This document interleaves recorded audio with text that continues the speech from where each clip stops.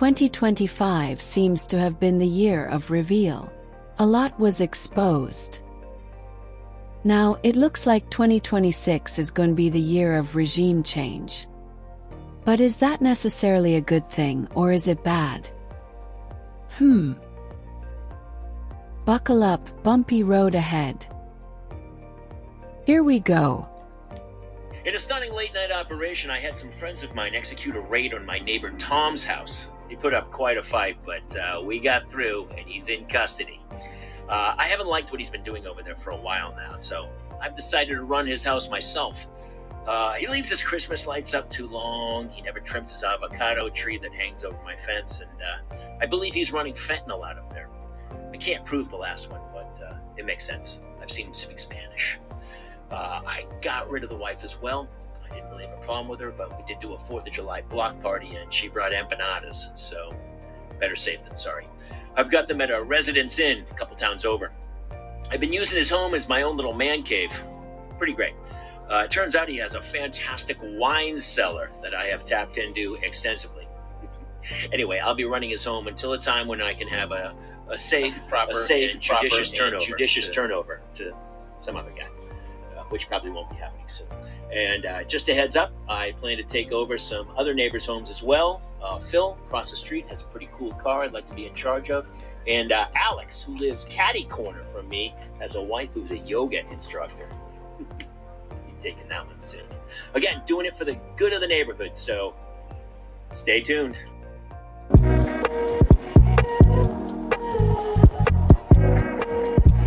Welcome. I am Dena, and you are tuned into another discussion with Dena. Well, it seems 2026 is off to a most interesting start. In light of recent events that are taking place in this country, I thought it would be a good idea to hear other people's thoughts as well as their views about the current situation at hand. Let's take a listen. Breaking news. Venezuelan dictator Nicolas Maduro has been captured by U.S. forces. President Trump confirming the large-scale U.S. military operation overnight. So, I am out of town with my family, but I woke up at 3 a.m. last night feeling really worried. And so I checked the news, as someone like me does, only to find out that America had bombed Venezuela and kidnapped their president and first lady. And as someone younger than me asked the internet this morning, is this what it felt like when America invaded Iraq in the 90s? And the short answer is no. In fact, not at all. I was a teenager when America invaded Iraq, and it was terrible and scary to go to war. But it had been in the news for months. There had been protests against it, arguments made on both sides, and ultimately Congress had voted on it, as they are supposed to do. If our country wants to go to war, the American Constitution, which is literally the operating manual for the nation, is very clear that only Congress can decide that. Only Congress, with the power of the purse, with the elected representatives of the people, can make such a serious decision. This attack we just launched on Venezuela went through nobody. This is America gone rogue. This is America acting like Russia, taking Georgia or going to war with Ukraine. This is America saying, forget international law and autonomy of independent nations. Might makes right, and we will take what we want when we want. The only similarity between this and the 90s is back then we were lied to about weapons of mass destruction as a danger to the United States. And this time we're being lied to as drugs as a danger to the United States. But both were cover stories for U.S. attacks over oil and money, and in Venezuela's case you can add rare minerals. But the Bush government at least had enough respect for the American Republic and the rule of law to take the time to fabricate what appeared to be a legitimate reason to do a terrible thing. The Trump government has been acting like madmen since the beginning, just indiscriminately murdering people in the Caribbean, claiming to be protecting America from drugs coming out of Venezuela, while simultaneously pardoning the leader of Honduras, who was in jail for actually trafficking drugs to Venezuela. The Trump administration didn't even bother to take this world-changing step from the Situation Room of the White House, the place where one would take a decisive first-strike action or declare war. Trump did it from his country club in Florida and informed the American people via tweet. We kidnapped the albeit questionable and corrupt elected leader of an independent democratic nation after attacking them unprovoked in the middle of the night. There is no precedent for that in our history. And now our president is saying that we're just going to run their country until this gets sorted out. And as Jessica Craven pointed out online, we don't have the money for healthcare in America, but we have the money to run another nation? This is why we needed congressional approval for this spending. But nope, we didn't get that. We're being run by a dictator and the American taxpayer is paying for the privilege of doing it. I do think it should also be noted that it appears our military, under Pete Hegseth, is willing to take illegal orders. Now, and this action makes it very... is insisting that the main reason he's interested in Venezuela, the main reason the US is kind of looking at tankers off the coast of Venezuela comes back to drugs, the trade, the smuggling of illegal drugs out of Venezuela. But what if it's not just that? Maybe there's something else going on. What if it's partly about oil? Now, on the surface, you might be thinking, why does America even need Venezuelan oil? And I can kind of understand your point, because if you look at just total oil production, like this is up until 2005, the US was there, Venezuela was there, Saudi Arabia was there. But as you probably know, since then, everything has changed. Look, American output has gone through the roof, way above Saudi Arabia. And Venezuela has gone basically to the floor. And that's kind of post-Chavez, Maduro. They're one of the minnows now, I think 21st biggest producer in the world. So again, that question, why should America care? Well, in the US, that big rise is largely down to this. It's down to the shale revolution. So you've got fracking all around the US producing extraordinary amounts of crude oil. And here's where we get to the interesting bit. Because when you're thinking about crude oil, maybe you're just thinking about, well, look, barrels of oil. It's all the same, isn't it? Well, actually, no. So if you kind of look at crude oil, there are various different types of crude in different parts of the world.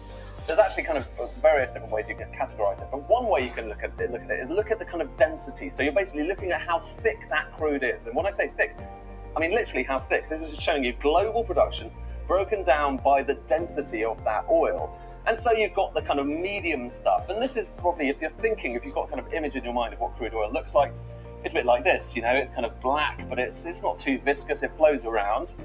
But there's other stuff as well. So this is light crude.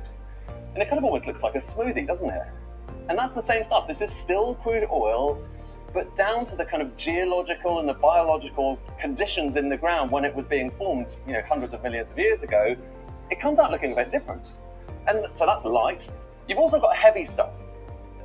And it's kind of relatively small in global production, but this is gloopy, super viscous stuff. Heavy oil, so heavy, medium, light. Remember that. And remember also, the key thing here is, you get it out of the ground, it may look like that, but ultimately, you still need it to go into, someone's car, or indeed, be turned into chemicals. Basically, you need to process it. And that processing, that happens in places like this, in refineries. And there are refineries all over the world, of course. There are refineries all over the US as well. There's kind of more than 100 of them. And if we kind of look at where those refineries are, well, so there's some in California. So the history in America, actually, historically, a lot of the early Californian oil, that was the heavy, gloopy stuff. And if you look at kind of some of the refineries in America, so here are some of the refineries. There's one in LA there. These are the 10 biggest. You've got some up here around kind of towards Canada. That we'll kind of come to that in a second. But a lot of them are down there, kind of Texas, Louisiana, on the coast. And here's the critical thing. These refineries are primarily set up for heavy oil, for taking that gloopy stuff and turning it into gasoline and all of the other different products. But here's where things get interesting. Remember that chart I showed you a moment ago, the one which showed kind of shale oil and how it kind of went through the roof? The oil that's generally produced with shale oil, the fracking oil, that comes out of the ground mostly in the light form. So it's the smoothie. It's sometimes actually even clear. It comes out of the ground clear rather than black. And that's the majority of American production right now. Shale oil tends to be light stuff. And actually that's kind of going back 10 years. Look at where we are now. Look at those bars. In the last few years, the amount of light oil being produced in the US has gone up and up and up, and the amount of kind of heavy stuff has gone down. But back to those refineries. They need to be fed. If America's going to have gasoline, it needs to feed those refineries with heavy oil. So if you look at the kind of imports coming into America, in recent years, even though America is producing so much oil, more oil than it ever produced before, it still needs to suck in loads of oil from overseas. And the type of oil we're talking about, it used to be, it's mostly heavy crude. It used to be only 12%. So only 12% of imports were heavy, gloopy crude. Now, it's about 70%. So 70% of the oil coming into America, which it needs to basically keep its economy going, is heavy crude. And where does heavy crude come from? Well, here are some of the big countries where you find most of it. It's Canada and Venezuela, come back to. But it's Canada and it's Venezuela where you get most of this heavy crude oil, which is why, about to think about where those refineries are, they're mostly set up kind of, you've got some in the north there to get the heavy oil coming out of Canada, and you've got some around the kind of Louisiana and elsewhere and Texas to get that heavy oil that comes in from Venezuela. That was kind of the way they were set up. And it's really expensive to rebuild these things. You can't just chuck out a refinery very easily overnight. Some came from Mexico and the Gulf of Mexico as well, and that was pretty heavy too. So that's the picture in America. And the upshot is, even though America's producing more and more oil, the imports, this is showing you imports of oil into America, are still really high. And if you break down those imports by the country that stuff is coming from, well, there's Venezuela, and it used to be a decent slug, actually more coming from Venezuela just about than from Canada, just at the turn of the millennium. But now look at what's happened since. Right now, Canada has gone from 15% of all of the US imports of oil to 61%. 61%, and Venezuela's basically next to nothing. But here's what's tantalizing, and here's the reason I think that a lot of people are looking towards Venezuela and thinking, well, there's more to this than just drugs. Look at total oil reserves around the world. The higher these bars are, the more oil there is in the ground, so that hasn't yet been taken out of the ground. So there you've got Saudi, Iran, Iraq, all of the usual suspects. But the biggest of all, and this is according to various different sources, the biggest of all is Venezuela. And what's that oil? It's the heavy, tarry stuff that you might want to put into those American refineries. And there is really only one other place in the world that has a kind of serious amount of heavy oil other than Canada and Venezuela. And lo and behold, guess where that is? It's Russia. After explosions rocked the capital of Caracas and surrounding states early this morning, President Trump is expected to hold a news conference from Mar-a-Lago at 11 a.m. this morning. But first, he joins us now by phone, and let's get right to the President of the United States, Donald Trump. President Trump, thank you so much for joining us this morning. Well, thank you very much. Good morning. So you've had quite a busy evening. Tell us about it. It was slightly busy, I would say. It was very dark all over, especially in Venezuela. The team did an incredible job. They rehearsed and practiced like nobody's ever seen. And I was told by real military people that there's no other country on earth that can do such a maneuver. If you would have seen what happened, I mean, I watched it literally like I was watching a television show. And if you would have seen the speed, the violence, you know, they say that, the speed, the violence, they use that term. It's it was an amazing thing, an amazing job that these people did. There's nobody else could have done anything like it. You're at Mar-a-Lago right now. How were you able to watch this? Well, we watched it from a room. We had a room and we watched it, and we watched every aspect of it. We were surrounded by lots of people, including generals, and they knew everything that was happening, and it was very complex, extremely complex, the whole maneuver, the landings, the number of aircraft, which were a massive number, the number of helicopters, a different type of helicopters, different type of fighter jets. We had a fighter jet for every possible situation. And they just broke in, and they broke into places that were not really able to be broke into, you know, with steel doors that were put there for just this reason, and they got taken out in a matter of seconds. If the United States can conduct an operation in Venezuela to capture Nicolas Maduro, an elected president, and put him on trial in American courts, then why is it impossible to capture Benjamin Netanyahu from Israel and bring him before international court?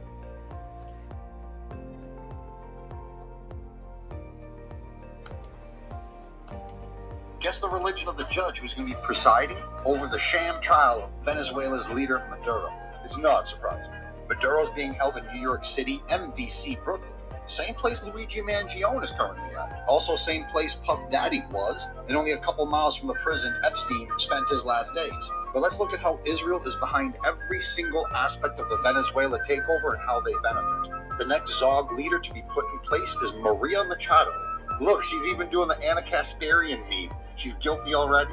Why do they all do that? In 2020, she signed an alliance agreement with Netanyahu's Likud party. Netanyahu came to America to visit Trump in Florida. We can see now that was to secure his final orders on such a big move. And the same night that Netanyahu left was the same night that America bypassed Congress to airstrike a foreign country, kidnap its leader and his wife, and declare themselves the new rulers of Venezuela. They bypassed Congress to do this. And AIPAC Congress will not do a single thing about it, because Congress operates for Israel. For the next few weeks, the U.S. media is going to tell you over and over again that the Venezuelan people support the overthrow of their own government. So let me explain to you why that's bullshit and how they lie about this. Certainly scenes of elation here this morning, Peter. Some people telling us they were out here as early as around 2 a.m. as that news started to come. Certainly scenes of elation here, Peter. We've got about 4 people jumping in a circle at a gas station. This crowd may seem small, but in terms of CIA money, they are mighty. Meanwhile, the streets of Venezuela actually look like this, as thousands of people are going out and protesting in favor of the government and against U.S. intervention. But the U.S. media and clowns like this will never show you a glimpse of that. What they do is pay people to condemn the government and then film them, usually zoomed in so you can't see how small the crowd is, and then tell you that everybody in Venezuela supports the U.S. invading their own country. But let's look at the actual polling data, shall we? 90% of Venezuelans rejected U.S. intervention and said that Venezuela should be defended by any means necessary. That is what the vast majority of their country believes. The only ones who want it overthrown are the traitors and sellouts who are taking CIA or NED money. And the US has dumped millions of dollars into Venezuela to try and create these bad acts. But the Venezuelan people are celebrating the kidnapping of Maduro and the bombing of their country. Except they're not. The people who you're seeing celebrating are in Miami, they're not in Venezuela. As I said in this comment, there's only 2 types of Venezuelans that are celebrating right now. The old white elite that benefited from the looting of their country by American corporations because they were basically the house slaves. And 2, extremely confused, poor Venezuelans who are facing the economic hardships created by almost the 1,000 sanctions that the U.S. has imposed on Venezuela, and who have been duped by the opposition media into blaming the government and not the United States. In either case, let me show you what the media is not going to show you, which is how Venezuelans are actually reacting to the kidnapping of their president.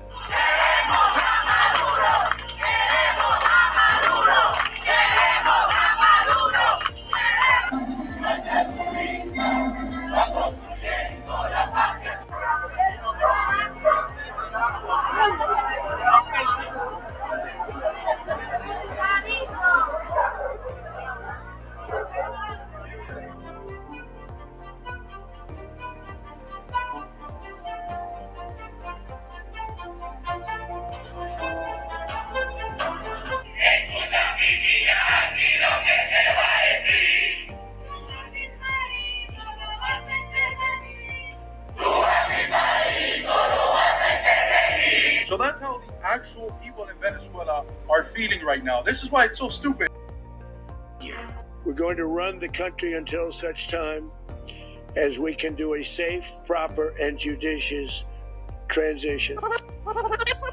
Our current strategy of nation building and regime change is a proven absolute failure. We will break the cycle of regime change. We must abandon the failed policy of nation building and regime change that Hillary Clinton pushed in Iraq, in Libya, in Egypt, and in Syria. Regime change takes chaos. You've seen how that works over the last 20 years. That hasn't been too good. Not a reckless interventionist globalism. We're getting out of the nation-building business.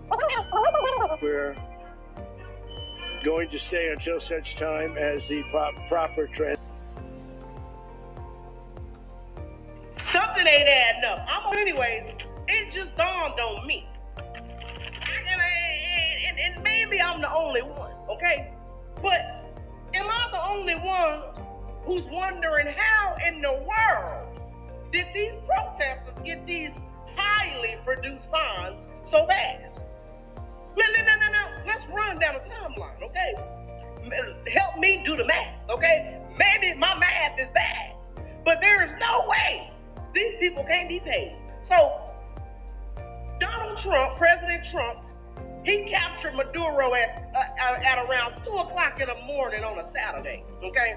Because he loved to do stuff in the middle of the night. So 2 o'clock in the morning on a Saturday, Trump captured Maduro. By 7 a.m., a few hours later, thousands of people across America were in the streets with highly produced signs saying no war in Venezuela, no blood for oil. How in the hell?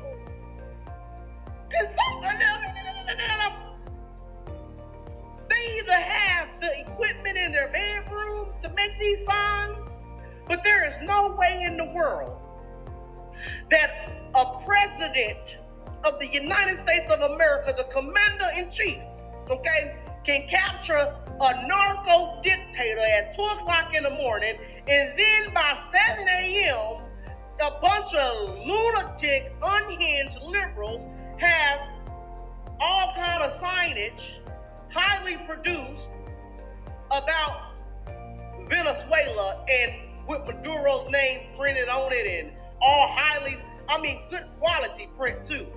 How did they get them that fast? If I begin 2026 on a personal note, to all intents and purposes, this morning, Venezuela is an American colony. I've got mixed feelings about that. Whatever the White House says, I don't think this is really about drugs. It's about oil. Full disclosure, my family came to England from Guyana, the country next door to Venezuela. It's where I grew up and where I went to school. It's also where I learnt to handle a rifle. For almost 2 centuries, Venezuela has claimed more than half of Guyana's territory, the Essequibo region, as its own. My generation grew up preparing for an invasion. But I don't think anyone really thought we'd go to war over impenetrable rainforest. And then, in 2015, American companies hit oil in Guyanese waters. At 30 billion barrels, it's one of the biggest oil finds in decades. Unsurprisingly, Caracas immediately rediscovered its enthusiasm for Guyanese territory, even redrawing the map of Venezuela sent to every school to include Essequibo.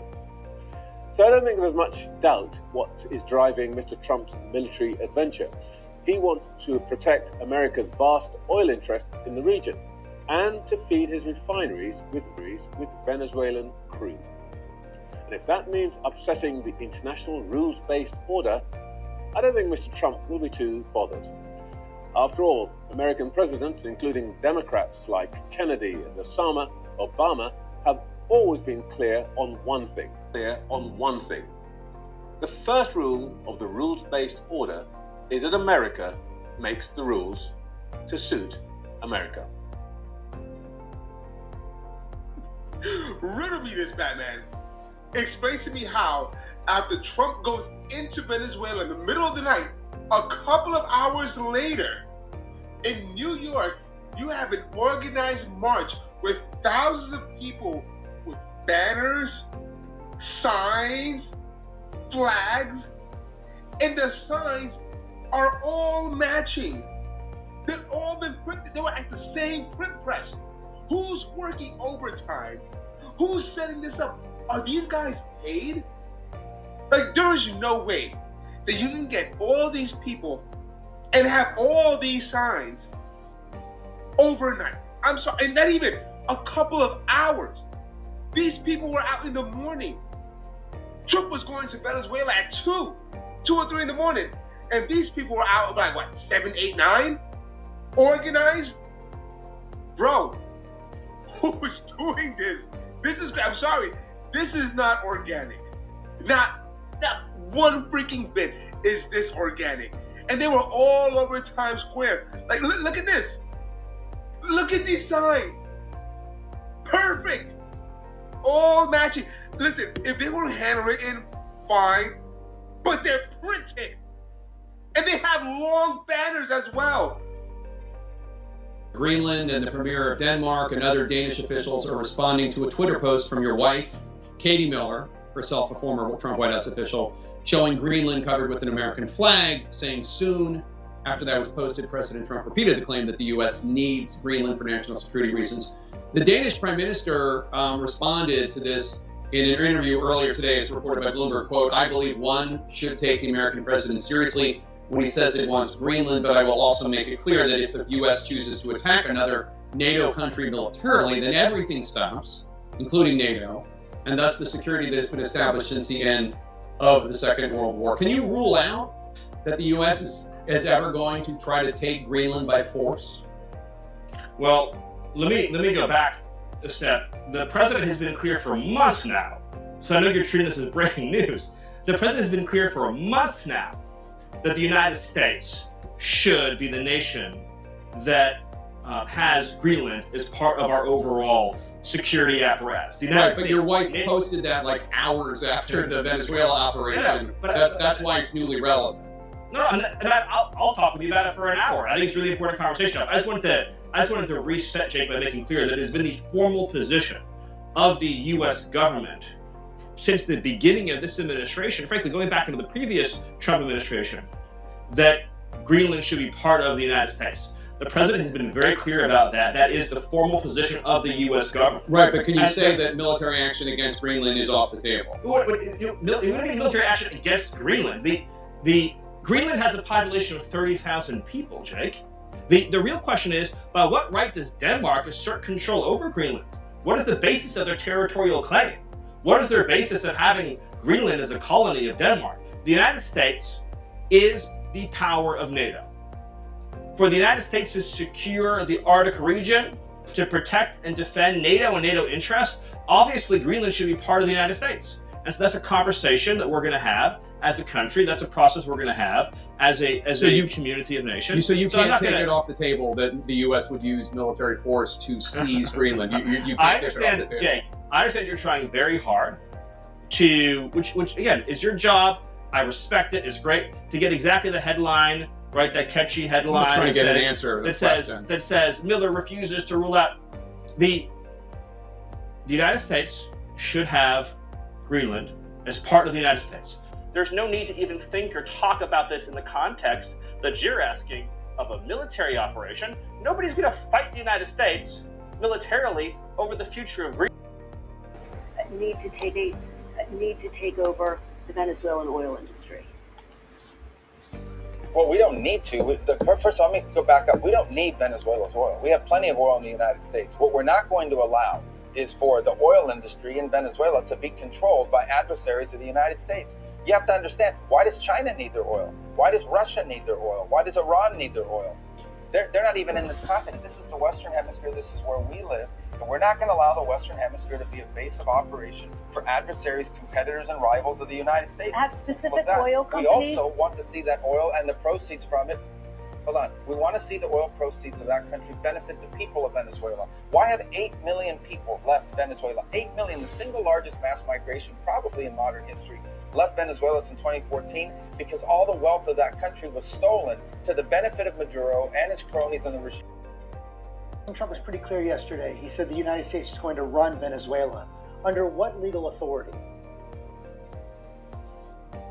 Well, first of all, what's going to happen here is that we have a quarantine on their oil. That means their economy will not be able to move forward until the conditions that are in the national interest of the United States and the interest of the Venezuelan people are met. And that's what we intend to do. So that leverage remains, that leverage is ongoing, and we expect that it's going to lead to results here. We're hopeful that it does, positive results for the people of Venezuela, but ultimately, most importantly for us, in the national interest of the United States. We will no longer have, hopefully, as we move forward here, we'll set the conditions so that we no longer have in our hemisphere a Venezuela that's the crossroads for many of our adversaries around the world, including Iran and Hezbollah, is no longer sending us drug gangs, is no longer sending us drug boats, is no longer a narco-trafficking paradise for all those drugs coming out of Colombia to going through the Caribbean and towards the United States.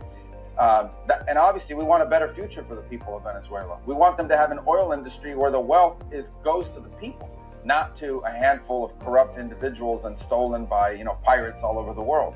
That's what we're working towards, and we intend to use the leverage we have to help achieve that. Let me ask the question again. What is the legal authority for the for the United States to be running Venezuela?